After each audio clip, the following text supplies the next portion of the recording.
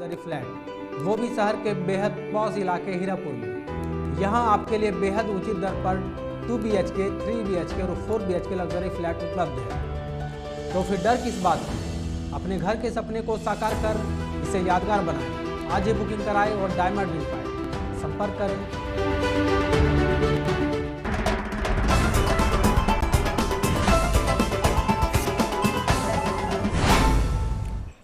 नमस्कार, बिहार की खबरों में आपका स्वागत है। मैं हूं आपके साथ शंकर कुमार।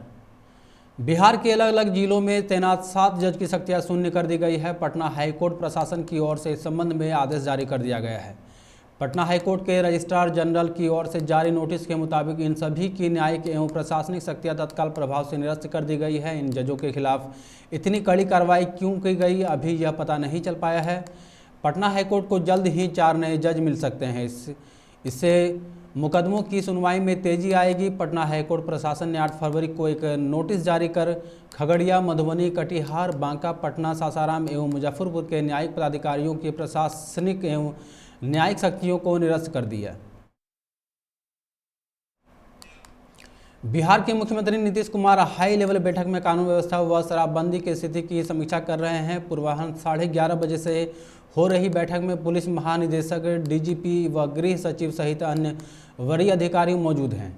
इसमें सभी जिलों के जिलाधिकारी, DM व पुलिस अधीक्षक, SP भी वीडियो कॉन्फ्रेंसिंग के माध्यम से शामिल हैं। बैठक में उत्पाद विभाग के अधिकारी भी शामिल हैं।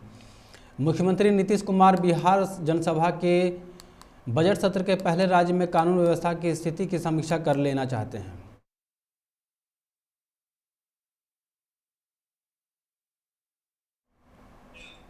बिहार में लगातार 16 साल से सत्ता में काबिज राजनीतिक पार्टी जनता दल यूनाइटेड आजकल एक नई मुश्किल से जूझ रही है। पार्टी में गुटबाजी की चर्चा केवल बाहर ही नहीं बल्कि अंदर भी सभी नेता इससे पूरी तरह वाकिफ है। इससे पार्टी की छवि को नुकसान पहुंच रहा है। इसे देखते हुए नेतृत्व अब सख्ती बरतने के मूड पर दिख रहा है। ऐसे लोगों को चिन्हित किया जा रहा है जिनकी गतिविधियों और बयानों से पार्टी को नुकसान हो रहा है।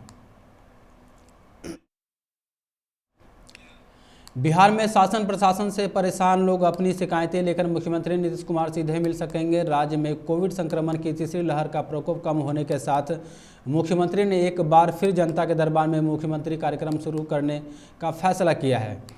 इसके साथ ही उन्होंने 22 फरवरी से वापस समाज सुधार अभियान प्रारंभ करने का फैसला भी किया है। मंत्रिमंडल सचिवालय ने जनता के दरबार में मुख्यमंत्री कार्यक्रम की तिथि जारी कर दी है।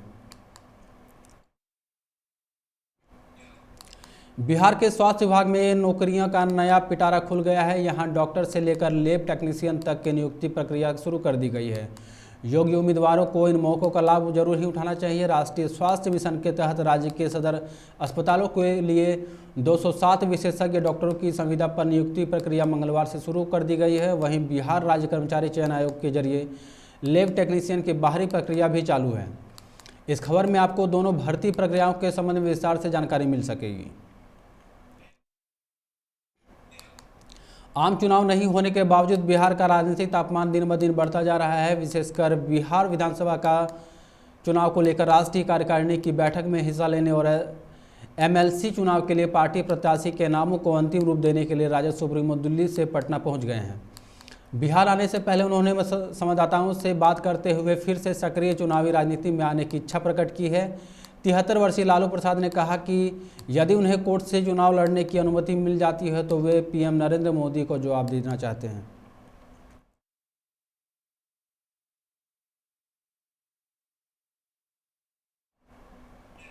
बिहार के विपक्षी महागठबंधन में राष्ट्रीय जनता दल व कांग्रेस के बीच दरार की खबरों के बीच अब मामला फाइनल ब्रेकअप की ओर बढ़ता दिख रहा है। RJD ने बिहार विधान परिषद की 24 सीटों पर होने जा रहे चुनाव में कांग्रेस को एक भी सीट नहीं देने की घोषणा की है। इसके बावजूद RJD का दावा है कि चुनाव को लेकर महागठबंधन घटक दलों में मतभेद नहीं है। हालांकि इस पर फैसला कांग्रेस को करना है। इस बीच RJD से निराश कांग्रेस विधान परिषद की सभी 24 सीटों पर अकेले चुनाव लड़ने जा रही है। इन सीटों के लिए कांग्रेस आलाकमान ने पर्यवेक्षक भी नियुक्त कर दिया है, जिनकी रिपोर्ट के आधार पर पार्टी सीट उम्मीदवार तय करेगी।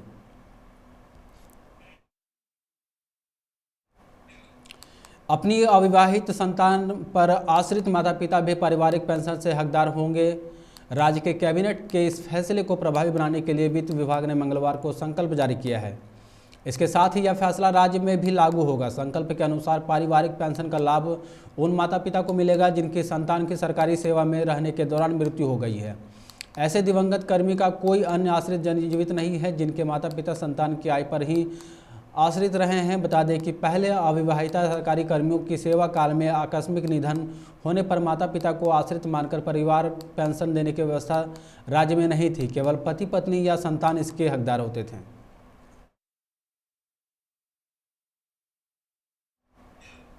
पटना से चलकर सहरसा को जाने वाली राज्य रानी के यात्रियों के साथ अश्लील हरकत की शिकायत पर रेलवे सुरक्षा बल ने त्वरित कार्रवाई। दरअसल पटना से गुजरने वाली ट्रेनों में ऐसी हरकतें आम होती जा रही है। मोकामा से बक्सर के बीच ऐसी घटनाएं अधिक होती है। इसमें शामिल लोगों का पूरा गैंग है जो सुबह होते ही सक्रिय हो जाता है और शाम तक अलग अलग ट्रेनों में यात्रियों को निशाना बनाता है। मंगलामुखियों के इस गिरोह पर पहले भी छिटपुट कार्रवाई हुई है। कुछ दिनों पहले इनके गिरोह के एक सदस्य को बक्सर में आरपीएफ ने पकड़ा था। अब मोकामा में आरपीएफ ने 3 मंगलामुखियों को गिरफ्तार किया है। सहरसा में नदी की प्रकृति है, उसका प्रवाह, इसमें बाधा आती है तो नदी की जीवन लीला संकट में पड़ जाती है। नदी का अस्तित्व प्रवाह पर ही निर्भर है जो हमारे जीवन से जुड़ा है। नदी के प्रवाह के साथ छेड़छाड़ करने का ही नतीजा है कि कई नदियों के अस्तित्व पर संकट है। लेकिन कुछ ऐसे भी लोग हैं जो मृत हो चुके नदियों को जीवित करने के लिए प्रयास कर रहे हैं। इसमें एक नाम बिहार के आईएएस अधिकारी आनंद शर्मा का भी है जो कोसी की एक प्रमुख नदी को बचाने के लिए भागीरथी प्रयास कर रहे हैं। रोहतास थाना क्षेत्र के ईश्वरपुरा गांव में 2 पक्षों के बीच हुई मारपीट में एक पक्ष के 3 लोग गंभीर रूप से घायल हो गए हैं। इनमें से एक की इलाज के लिए वाराणसी ले जाते समय रास्ते में ही मौत हो गई। जानकारी के अनुसार मारपीट में ईश्वरपुरा गांव निवासी तपन सिंह, मोहन सिंह के पुत्र संजय सिंह गंभीर रूप से घायल हो गए। सभी घायलों को इलाज के लिए स्थानीय लोगों के सहयोग से दिनारा पीएचसी लाया गया, जहां डॉक्टरों ने गंभीर स्थिति को देखते हुए तपन सिंह को बनारस रेफर कर दिया है। बनारस ले जाने के क्रम में कोचस में ही 38 वर्षीय तपन सिंह ने दम तोड़ दिया। खबरों में फिलहाल इतना ही। आप देखते रहे 99 न्यूज़। नमस्कार।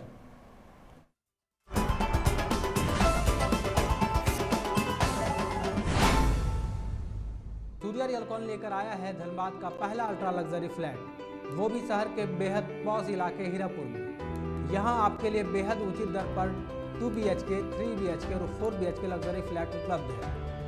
तो फिर डर किस बात की? अपने घर के सपने को साकार कर इसे यादगार बनाएं। आज ही बुकिंग कराएं और डायमंड रिंग पाएं। संपर्क करें।